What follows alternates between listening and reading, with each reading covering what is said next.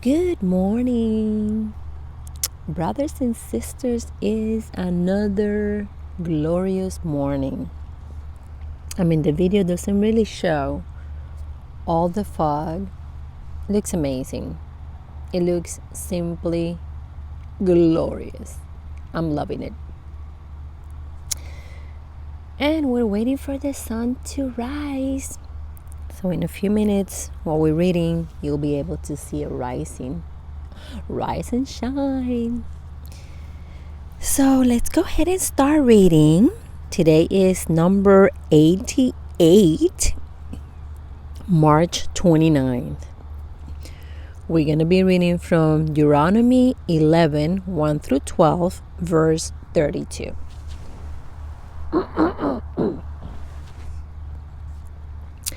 You must love the Lord your God and always obey his requirements, decrees, regulations, and commands.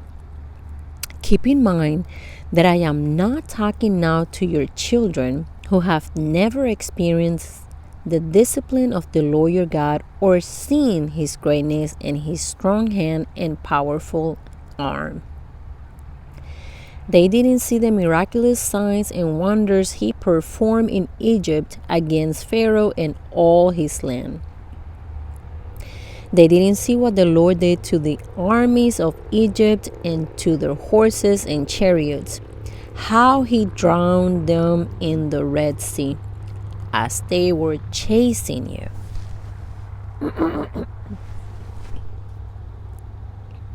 He destroyed them, and they have not recovered to this very day. Your children didn't see how the Lord's care for you in the wilderness until you arrived here. They didn't see what he did to Dathan and Abiram, the sons of Eliab, a descendant of Reuben, when the earth opened its mouth in the Israelite camp and swallowed them, along with their households and tents and every living thing that belonged to them. But you have seen the Lord perform all these mighty deeds with your own eyes. Therefore, be careful to obey every command I am giving you today, so you may have strength to go in and take over the land you are about to enter. If you obey, you will enjoy a long life in the land the Lord swore to give to your ancestors and to you, their descendants, a land flowing with milk and honey. For the land you are about to enter and take over is not like the land of Egypt from which you came, where you planted your seed and made irrigation ditches with your food as in a vegetable garden.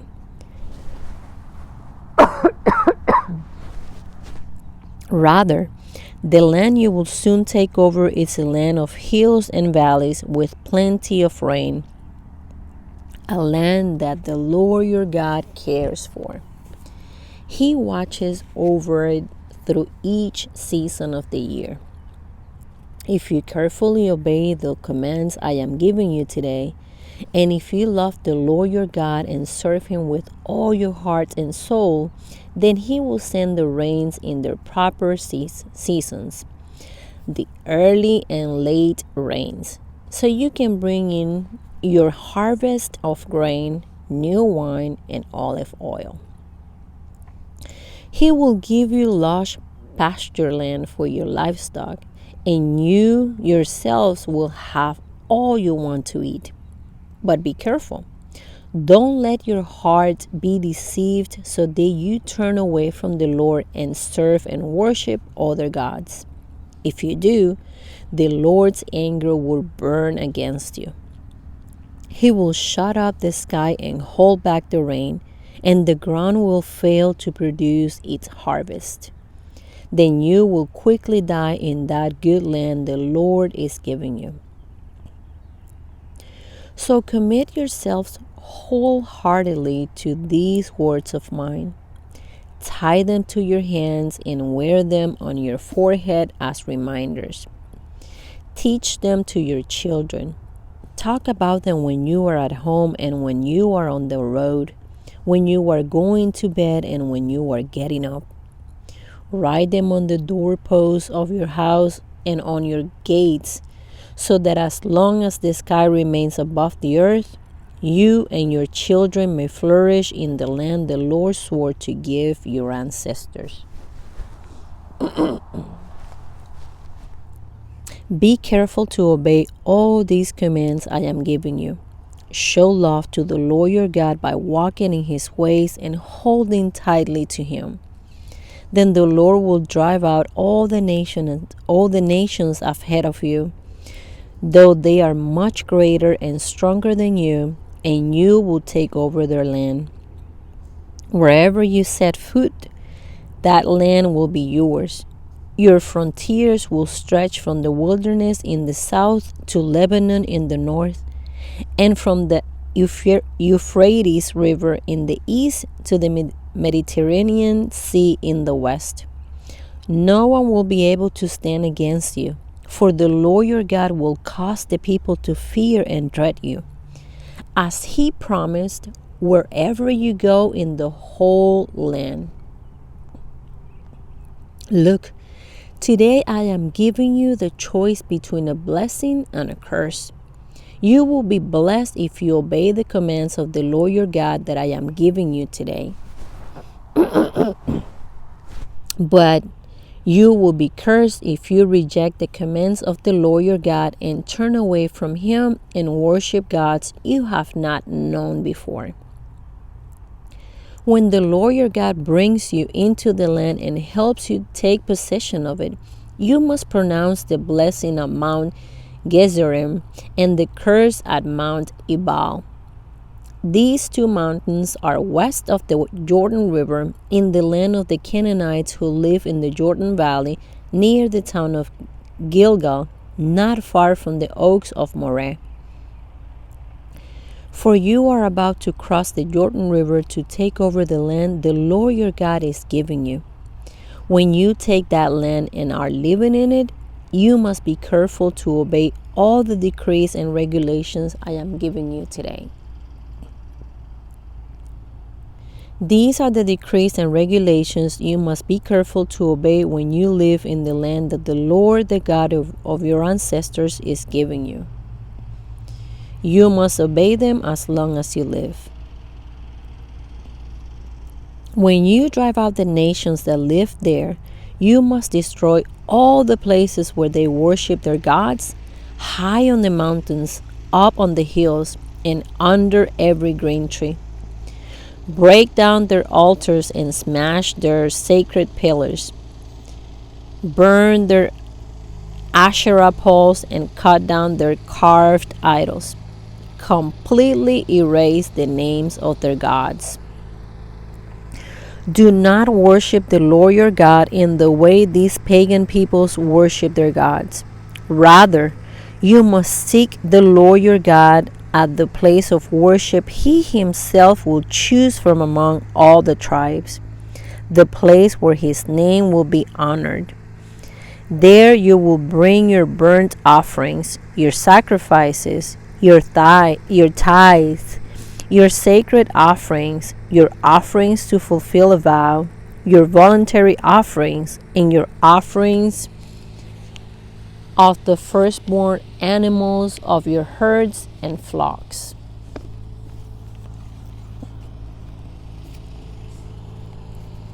There you and your families will feast in the presence of the Lord your God, and you will rejoice in all you have accomplished because the Lord your God has blessed you. Your pattern of worship will change. Today, all of you are doing as you please, because you have not yet arrived at the place of rest, the land the Lord your God is giving you as your special possession. But you will soon cross the Jordan River and live in the land the Lord your God is giving you. When he gives you rest from all your enemies and you're living safely in the land, you must bring everything I command you. Your burnt offerings, your sacrifices, your tithes, your sacred offerings, and your offerings to fulfill a vow, to the designated place of worship, the place the Lord your God chooses for his name to be honored. You must celebrate there in the presence of the Lord your God with your sons and daughters and all your servants. And remember to include the Levites who live in your towns, for they will receive no allotment of land among you. Be careful not to sacrifice your burnt offerings just anywhere you like. You may do so only at the place the Lord will choose within one of your tribal territories. There you must offer your burnt offerings and do everything I command you. But you may butcher your animals and eat their meat in any town whenever you want. You may freely eat the animals with which the Lord your God blesses you. All of you, whether ceremonially clean or unclean, may eat that meat, just as you now eat gazelle and deer. But you must not consume the blood. You must pour it out on the ground like water. But you may not eat your offerings in your hometown, neither the tithe of your grain and new wine and olive oil, nor the firstborn of your flocks and herds, nor any offering to fulfill a vow, nor your voluntary offerings, nor your sacred offerings. You must eat these in the presence of the Lord your God at the place he will choose. Eat them there with your children, your servants, and the Levites who live in your towns, celebrating in the presence of the Lord your God in all you do. And be careful never to neglect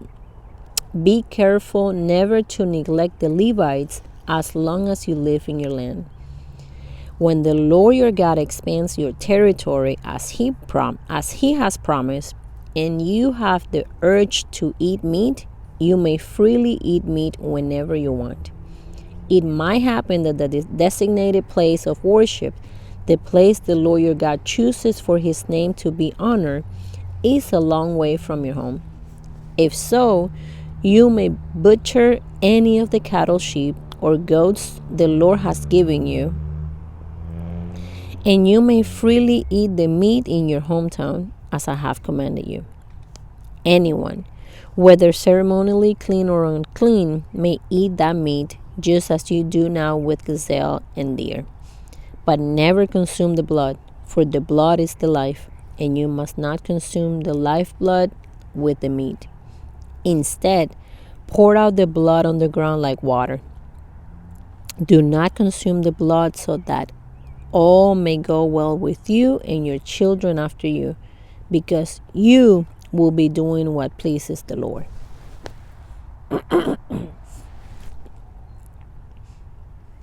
Take your sacred gifts and your offerings given to fulfill a vow to the place the Lord chooses. You must offer the meat and blood of your burnt offerings on the altar of the Lord your God. The blood of your other sacrifices must be poured out on the altar of the Lord your God, but you may eat the meat. Be careful to obey all my commands, so that all will go well with you and your children after you, because you will be doing what is good and pleasing to the Lord your God.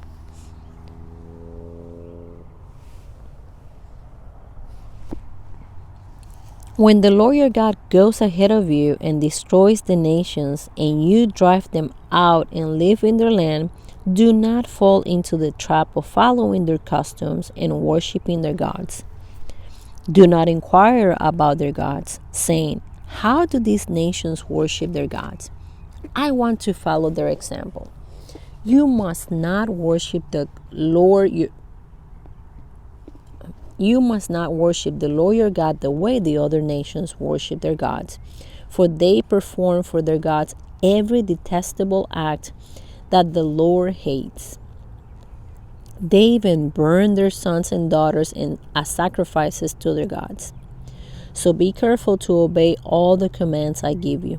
You must not add anything to them or subtract anything from them.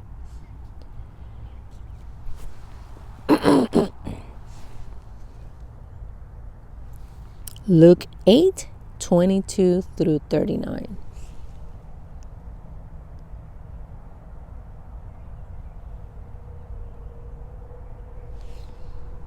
One day, Jesus said to his disciples, "Let's cross to the other side of the lake."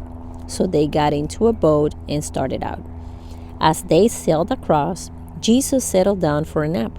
But soon a fierce storm came down on the lake. The boat was filling with water, and they were in real danger. The disciples went and woke him up, shouting, "Master, Master, we're going to drown." When Jesus woke up, he rebuked the wind and the raging waves. Suddenly, the storm stopped and all was calm. Then he asked them, "Where is your faith?" The disciples were terrified and amazed. "Who is this man?" they asked each other. "When he gives a command, even the wind and waves obey him." So they arrived in the region of the Gerasenes, across the lake from Galilee. As Jesus was climbing out of the boat, a man who was possessed by demons came out to meet him. For a long time he had been homeless and naked, living in the tombs outside the town. As soon as he saw Jesus, he shrieked and fell down in front of him. Then he screamed, "Why are you interfering with me, Jesus, Son of the Most High God? Please, I beg you, don't torture me." For Jesus had already commanded the evil spirit to come out of him. This spirit had often taken control of the man. Even when he was placed under guard and put in chains and shackles, he simply broke them and rushed out into the wilderness, completely under the demon's power. Jesus demanded, "What is your name?" "Legion," he replied, for he was filled with many demons. The demons kept begging Jesus not to send them into the bottomless pit. There happened to be a large herd of pigs feeding on the hillside nearby, and the demons begged him to let them enter into the pigs. So Jesus gave them permission. Then the demons came out of the man and entered the pigs, and the entire herd plunged down the steep hillside into the lake and drowned. When the herdsmen saw it, they fled to the nearby town and the surrounding countryside, spreading the news as they ran. People rushed out to see what had happened. A crowd soon gathered around Jesus, and they saw the man who had been freed from the demons.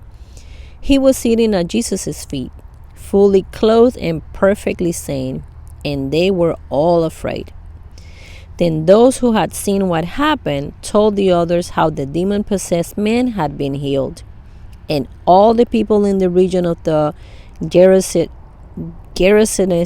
begged Jesus to go away and leave them alone, for a great wave of fear swept over them. So Jesus returned to the boat and left, crossing back to the other side of the lake. The man who had been freed from the demons begged to go with him, but Jesus sent him home, saying, "No, go back to your family and tell them everything God has done for you." So he went all through the town, proclaiming the great things Jesus had done for him. Psalm 70, 1 through 5.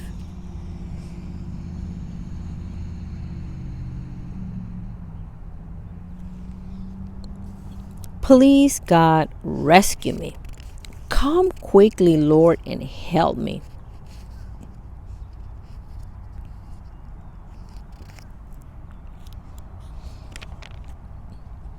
May those who try to kill me be humiliated and put to shame.